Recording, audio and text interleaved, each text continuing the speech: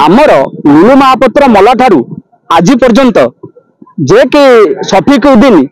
लोकों दुख सुख बन्या बात्या मरुड़ी जाबत ये गोपी शेख शफिक उद्दीन समस्त सांगे सुख दुख साथी होती जहाँकि लोकों पाखे पहुंची लोकों दुख सुख सहानुभूति करी दलीय कार्य जेकोसी समय माने पीसी सभापति हूँ कि माने राज्यर जेकोसी ये आह्वान देले से लोक मान जनसाधारण को लेकर पहुंची भुवनेश्वर में पहुंची एवं जिले में जेकोसी रैली होती जिले में पहुंची ब्रह्मगिरी में पहुंची सबू सदर जेकोसी निर्वाचन मंडल जहाँ सब पहुंची किंतु आज ये करी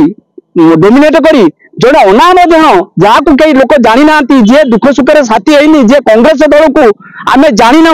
कांग्रेस कौन सी जन आम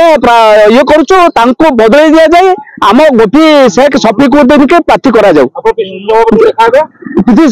देखा एवं आम जदि परिवर्तन न करा जाए आमर जेकोसी पदवी अच्छी से दल रही किंतु पदवी इस्तीफा देवु भोट वर्जन कर ब्लॉक कांग्रेस कमिटी सभापति अक्षय हरिचंदन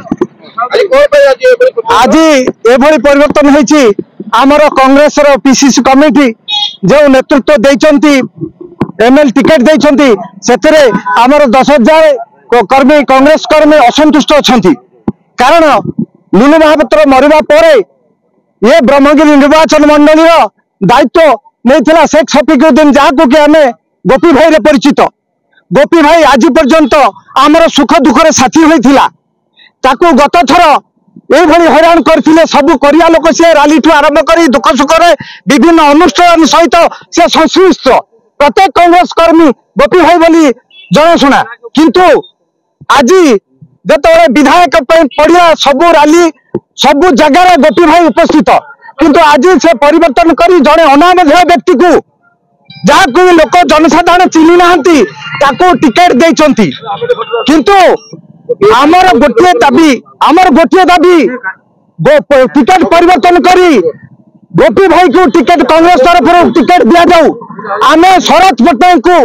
अजय कुमार को एवं प्रार्थी परिवर्तन करने आम दाबी करूँ।